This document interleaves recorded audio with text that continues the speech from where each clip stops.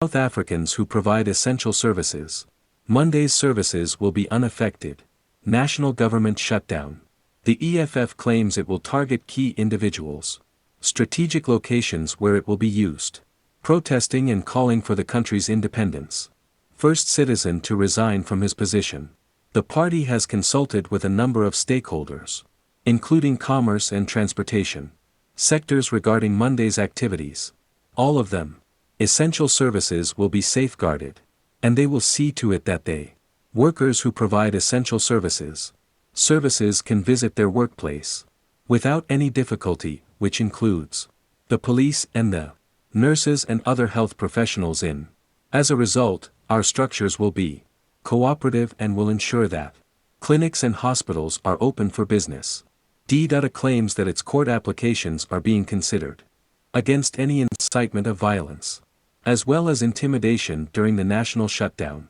Some people have criticized the EFF, have accused the party of coercion to participate in the planned protests. National shutdown 20 March. We don't apply for nothing. We can't apply for that which is given to us by the Constitution. It is our constitutional right to protest, and we shall protest on the 20th of March. Like Sharpeville, we're not scared of the state power. Let the state come with its power, will come with the mass power.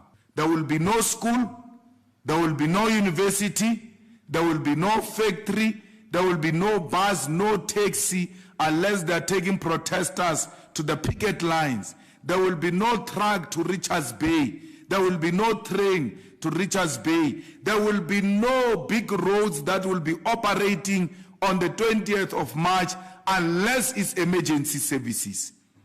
And we are not threatened by any security because we do this peacefully. It's our right. And if they want to come and violate our rights, they will find us ready. No one is going to intimidate us. South Africa will come to a standstill. If Ramaphosa does not resign on the 20th of March, then what will happen will be announced on the 20th of March. We are not scared. We are ready for anything for the 20th of March.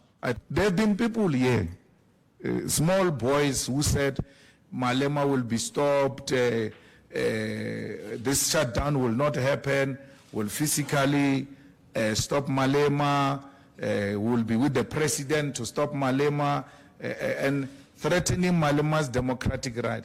There's never been anyone who said Malema is being threatened with violence. And I'm not worried about you not saying that. Only when Malema starts threatening violence, all of you will be having voices.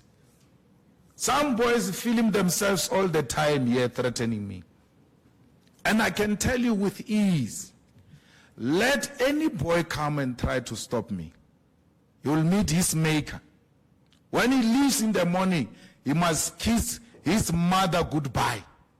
I've got no time for boys. Let him try and stop me on the 20th of March. He will meet his maker. No boy or a girl can stop me and can take away my right.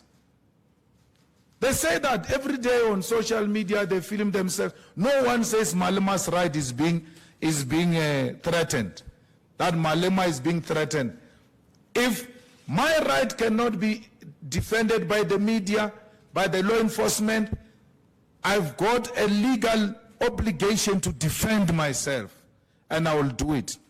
So we're not scared of fidelity, neither are we scared of any private security. Fighters, defend yourself. Anyone who's trigger happy, show them ×2 what you can do. We're not going to give the other side. Anyone who can, we're coming in peace. We're not fighting anyone. But don't try us. People do not approve of this because they know clever blacks, anything that is not white approved, they won't be associated with it. They were not talking to me and you. They were talking to the colonial clerks. I saw one of them on Twitter saying, I'm going to work. What about you? Some bongan, what? journalists say, I'm going to work on Monday, what about you? Good, you have a work. What about so many unemployed people who don't have work? You're showing them a middle finger with such arrogance.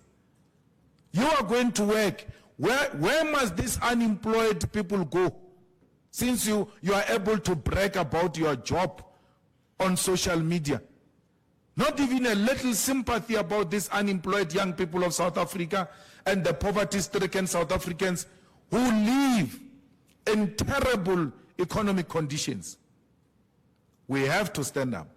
And don't tell us that the shutdown will make the economy worse than what it is. We had that from Mangosuthu Buthelezi when we called for sanctions. He went around saying there must not be sanctions against apartheid. We called for sanctions against apartheid because we knew that sanctions will force the white supremacists to come and negotiate this freedom we have today. So that argument will not arise because we have been there before. Sellouts always masquerade as if they are concerned, like Mangosuthu did in the late 80s when we were calling for for sanctions against apartheid. He went around the world saying apartheid must not be sanctions. We wouldn't be where we are today if there were no sanctions against apartheid. So we want a good future. On the 20th of March, we have to shut down this country to show the whole world that we are concerned about the state of affairs. We can't fold our arms. But where are the doomsayers? All of those clever blacks, fools masquerading as clever people, who said, how can he announce a shutdown 2 months before shutdown? It will never happen. It's here now. They're shaking. They thought we were bluffing when we announced this. Every time we speak, there is something, some narrative driven to want to undermine what we are saying. We announced this on the 19th of January, SG. And they say, how can a person announce? Why not tomorrow? Why not? They thought 20th of March will never come. You know why? It's myopic. People with a chicken view, they only see here. We've got the giraffe view. We can see the future. That's why we were never shaken, even when they said, why 2 months? We knew this day will come. Now all of them are running like headless chickens, as if they never knew this day will come. This day has come. Protest has got no formula. It's a protest. We have no permit. If you are going to ask for permit, we don't have permit.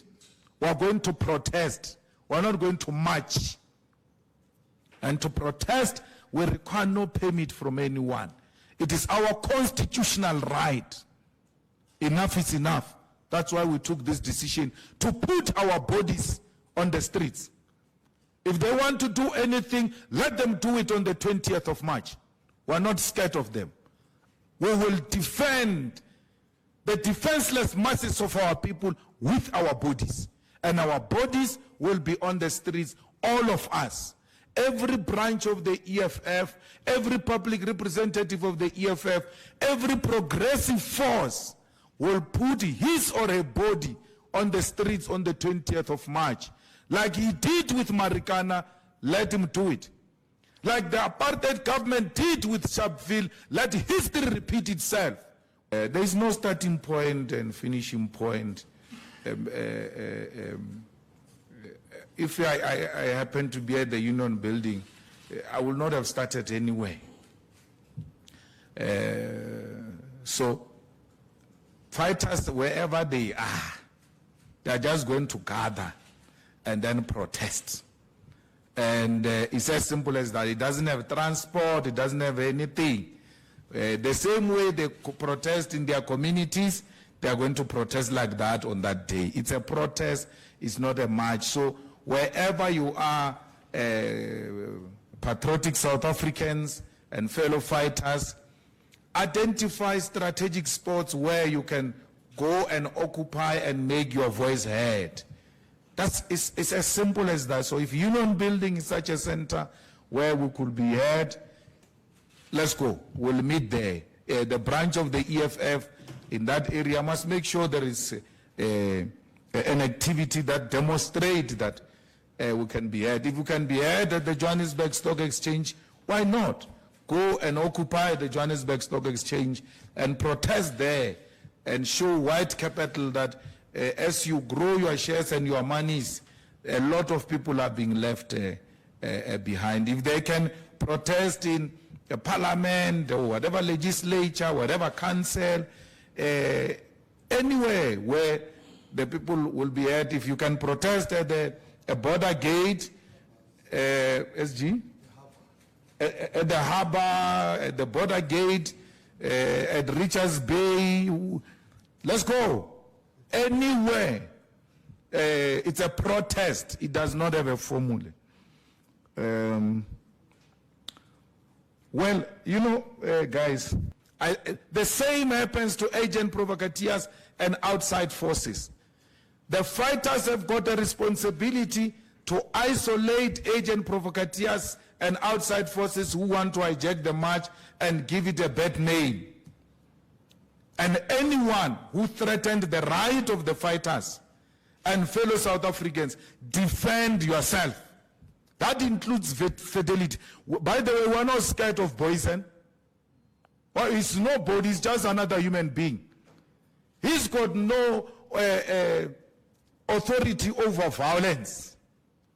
That he conducted himself the way he did in KZN, it doesn't give him a right. This is not KZN, this is South Africa.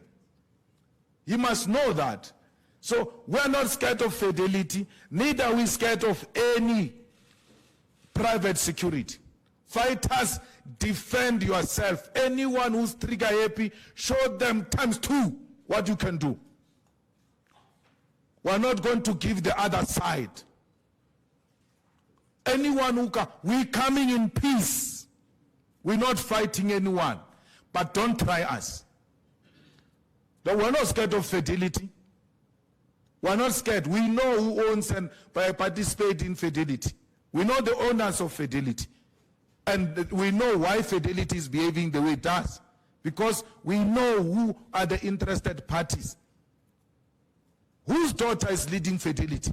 If you want to know why is fidelity interested in the manner it is. Ask the question, whose daughter is involved in fidelity? Then you will understand why is fidelity interested the way it is interested in the shutdown. But we're not scared of them. Fighters, progressive South Africans, conduct yourself peacefully. But anyone who comes with nonsense, do not tolerate nonsense from anyone. It doesn't matter who they are. We're not scared of them, and we're not scared of fidelity. We've never been scared of fidelity. How do you apply no work, no pay? When I decided I'm coming to work and the roads are closed by protesters, I can't have access to work. It's not me who decided not to come to work. I was readily available. It happens every day in South Africa where we wake up, the roads are closed and we can't go to work. What happens in that context? That's what is going to happen. No one can say to a worker, no, you didn't come to work, you went to the protest, therefore you're not going to be paid. No. No. I was readily available. There was no bus. I was readily available. There was no taxi. Because in other areas, the EFF has agreed with taxis not to operate. They had a mutual agreement that no, that day we will not operate. We'll close down and not operate. So any worker who's treated unfairly like that, the EFF labor desk will be ready at all levels, in all corners of South Africa, to represent those workers and fight for them. The success of a shutdown is not a 21st birthday party. It's a beginning of the revolution. What happens? The question should be, what happens if the shutdown starts on the 20th and never stops? Because there's a possibility that it might not stop. What if that is the beginning of the revolution? So we have a date with the 20th of March, and we'll see it on that day. Our point is being very clear. We are not here for the first time. We've been here before. When we removed Zuma, these are some of the steps we took. It was not on the same day when we said Zuma must fall that Zuma fell on that day. It took a number of activities for us to arrive where we arrived when we said Zuma must fall. So this is the beginning of the revolution. We said to you, Ramaphosa will never have peace as long as he violated his oath of office. He will never be a friend of the EFF. That's where we are. Protesters, protect yourself. Even Phoenix, and clear instruction has been given to Phoenix protesters. We know what those people are capable of. They must not outnumber you. They must not outsmart you. If they come with the same attitude, give them the same attitude twice. We're ready for Phoenix. We're ready for them. So we are not going here like children. We are going into it ready for anything. If action is called upon, that order will be given and we will respond. We don't expect companies to support us. They are reactionaries. They are the beneficiaries of this collapse. They are the ones who make more money out of this non-existing state. And therefore, we don't expect them not to support us. But many, many, many small businesses in South Africa have said, we are going to close and we are going to support the protest. A lot of small business. I cannot expect Rupert to support me. I can't expect the Oppenheimers to support me and things like that. But I can assure you, the shops have been calling in their numbers saying, we support this, we are going to release the workers. One of the business people was saying to me, SG, that I'm going to release these people to go to a protest. And I'm going to tell them, if you don't go to protest, you must come to work and sit outside the shop. Because I'm going to demand a mechanism for them to prove they went to protest, because we support protest. If they are not going to protest, I will be closing, but they must come here and report that they reported for work. They have two options, to report at the work or to report at the protest, because we support this protest. We think we need this to give this government an awakening call to know that South Africans are concerned. We may not do anything, but let's raise our voices. We cannot be so scared to a point where we're even scared to raise our voices and behave like it's business as usual. That's all the shutdown is about. We may not have money to patch the potholes. We may not have money to build or give people Jojo tanks and all of that.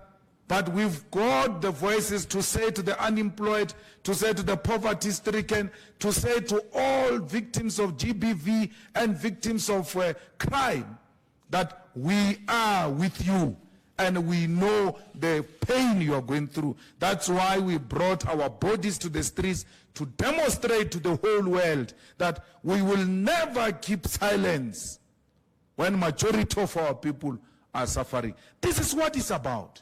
And why should peace-loving South Africans who love to see progress in others not support this type of progress? Court papers, right of protest. Everyone has got the right to protest, and everyone has got the right to go to work. And I say to you, there's going to be fire there with all your right. What do? You just act stupid and go into a fire because you've got the right to go. I'm saying to you there's going to be fire there. I'm just being courteous to you. I'm not saying don't go to work. I'm saying to you there's going to be fire there. Don't go. So ordinarily this type of protest attracts numbers. which makes it impossible for traffic flow, easy flow of traffic, and easy flow of business on the day. And therefore, it is not reasonable for you to even want to go against such. I've led this protest from when I was young in Kosas here in Johannesburg. We've always done what we're doing now to inform business, and business will close and allow the protesters to do what they are doing. And those who insist on opening, when they see numbers, you must see them acting like children, running to go and close the doors, and it becomes anxiety and panic for them, which they could have avoided by just looking at numbers. So the numbers will not allow for easy flow. It's not going to be possible. Even if the court says, yeah, I guarantee this, it doesn't even require the EFF to guarantee that right of you to open your shop, to go to work, or doing the. It's there. We will not take it away, and it's your call if you want to proceed as such. But we have given you that direction. Call it what you want to call it, election campaign and anything of that sort.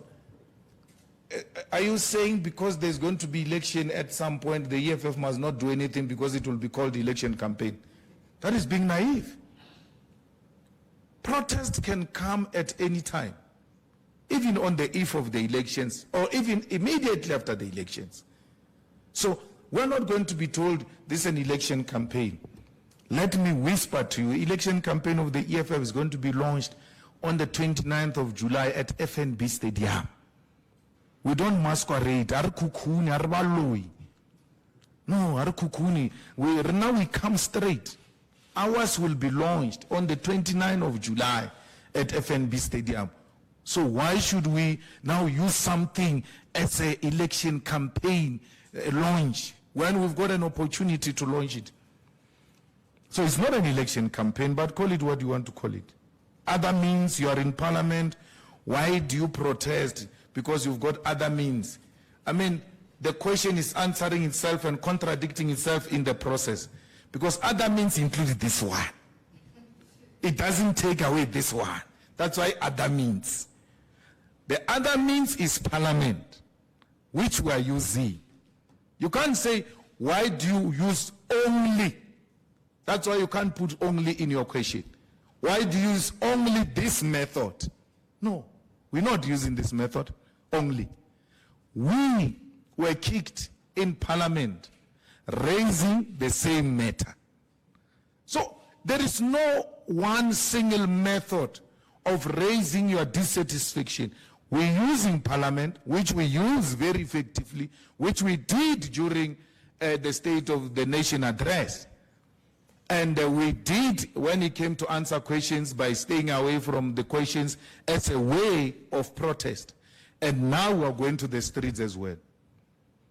So when we use that method, SG in parliament, using parliament to raise why are you doing that? Because there are other methods you can use to raise your concerns. You will never satisfy them. If you follow that, you are going to be an amoeba. You will be shapeless. People will not know where the head is, where the tail is. Because every time you try, no, go this way. Every time you try, no, go this way. You will never know where you are going. So we are refusing that. Because we use all methods, including, by the way, the courts. We are in the courts to demand that the panel report, which said the president has got some questions to answer, must be tabled in parliament because the non-voting, the non-secret ballot usage in parliament has led to where we are. If the court said, yes, she was wrong not to use a secret ballot, then the matter is coming back to parliament. We are also using a method of an ad hoc committee to hold the president accountable. So we're using all types of methods. Correct. I mean, the most victims of this load shedding is the media.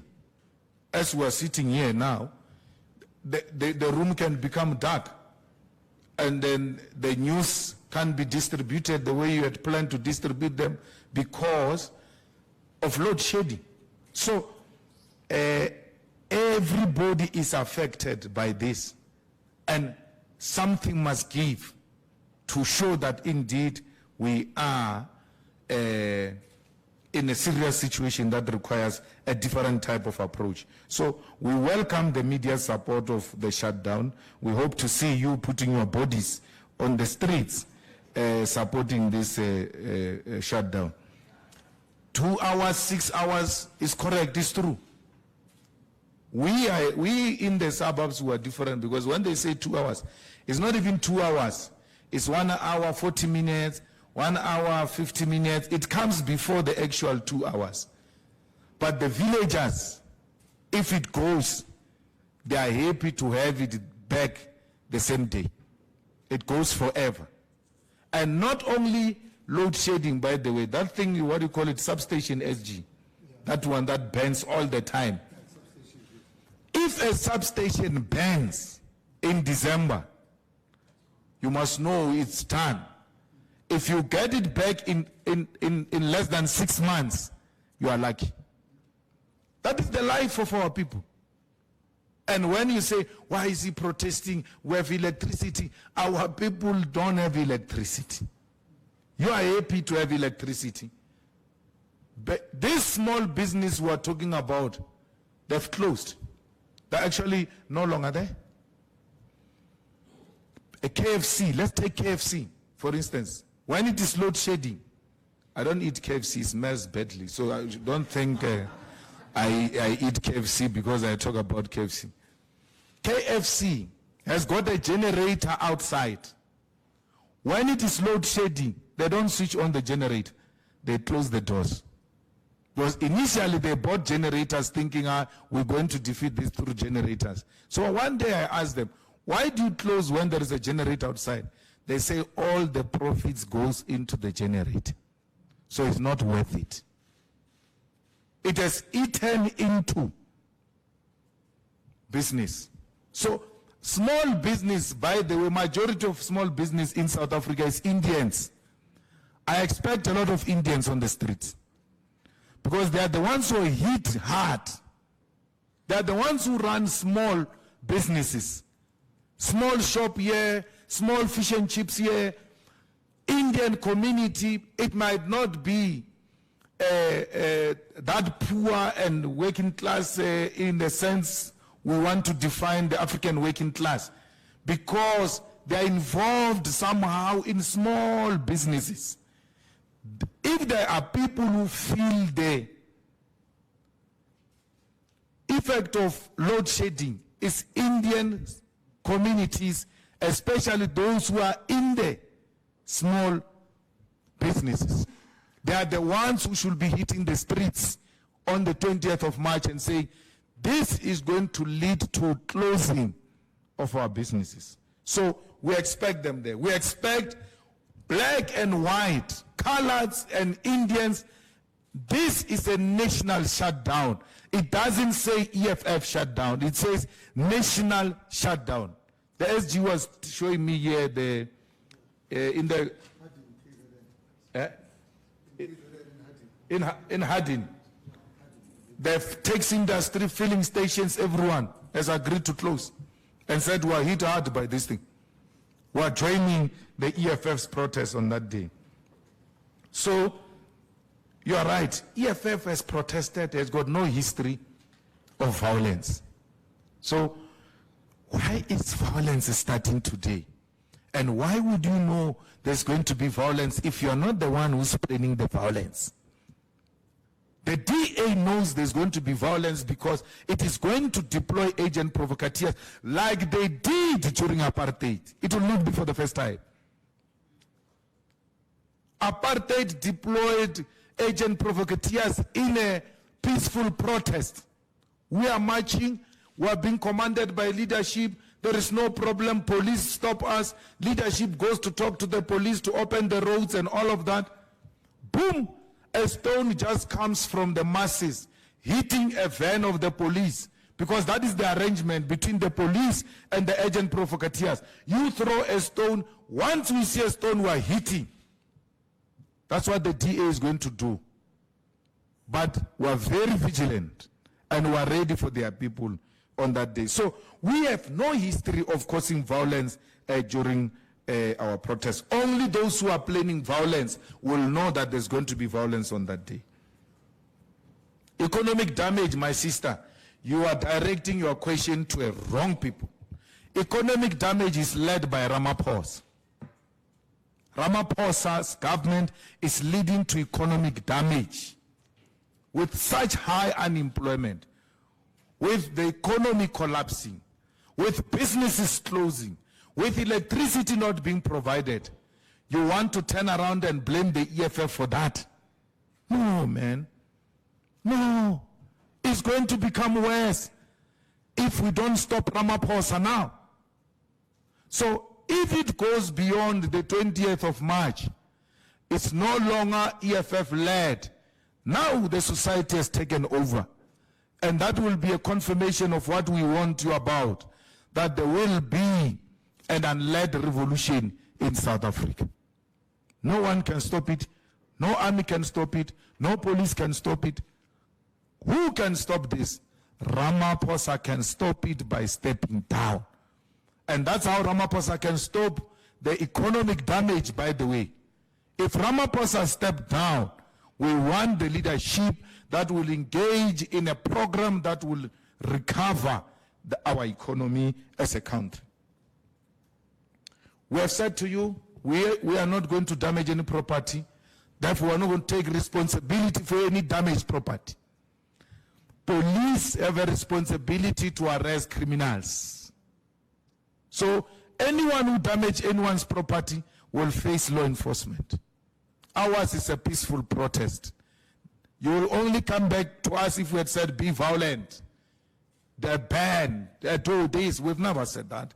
So peaceful protest is allowed in the Constitution, and those who engage in illegal activities will face the might of the law. The police will be there to deal with it. SG is going to tell me the list now of people who are supporting us. The consequence management, it's a police. You engage in wrongdoing, police will arrest you. If you are an EFF member and you can be identified, the EFF will take internal steps to discipline such people, because ours is a peaceful protest. I don't know why we really are being asked about Herman Mashaba. Because Herman Mashaba is a clown of note. Like, it's just a matter of time, man. It's those are irritations that come with democracy. Bohemian. I mean, his political party's ideology is what? You know, so I have no time for Herman. Herman is like, these are the loud noises that are. What will Herman do, for instance?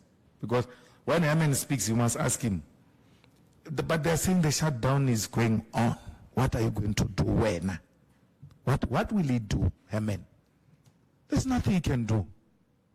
Nothing. Unobulela nje. Unoncha moya ofisha. Unandrive bulela. Abulela selo. So Herman Agazar just said he will never tell us anything. He won't do anything. Well, I've got intelligence report that Masemola is planning violence anyway against the EFF members. And against the advice of the minister, by the way, that the minister had warned Masemola not to act with a heavy-handedness on the protesters. Masemola is planning violence, and we are watching him closely, and we are watching even his instructions, because if he gives illegal instruction like he did on Palapala, then we're going to get him arrested. We're going to get him arrested. Remember, Masemola is implicated in Phala-Phala. So when you march about Phala-Phala, you are indirectly fighting Masemola. He's the one who has been giving illegal instructions to the police to engage in illegal activities in protection of this criminal president, to go and look for illegal money. Police are involved in what we are protesting about. Police themselves.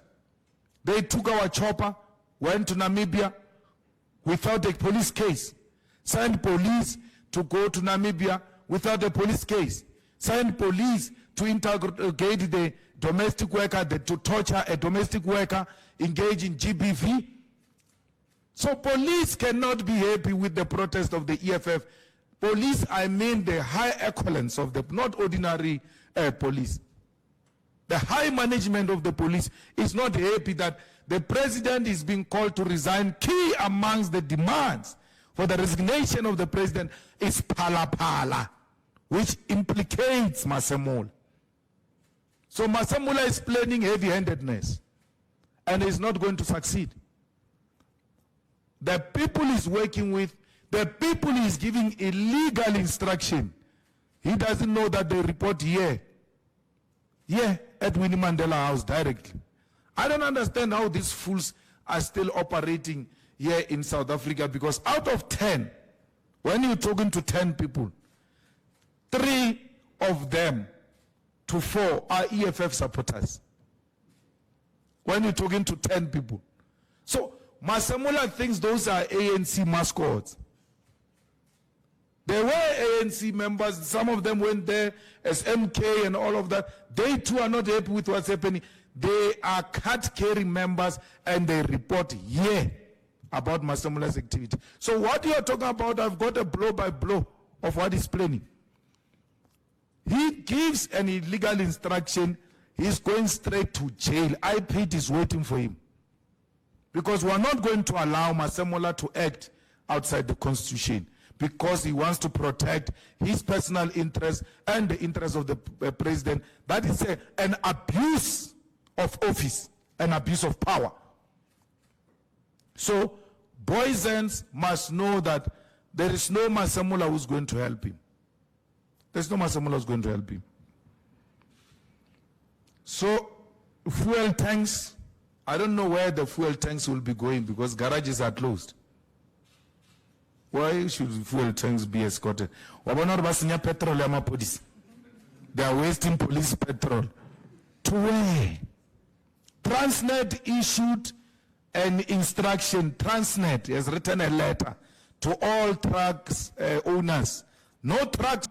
We want to be a political party that enjoys the support of its people through conscience. So we sent to our people on the 20th of March, let's go and show our dissatisfaction. Why is it like that? We cannot just sit back and behave like everything is okay. It is the masses through rising that they will be able to tell the government that we've reached a point where we can no longer tolerate this nonsense. But without those types of actions, government thinks it is on the right track. So we need to conscientize the masses, because the masses are going to say, but why the 20th of March? Why are we doing what we are doing? Then we start talking to them and saying to them, the country is going down. The country is collapsing. And therefore, if you don't rise in the defense of the country, it's gone. It is 20th of March. It is a peaceful protest. All of us will be there.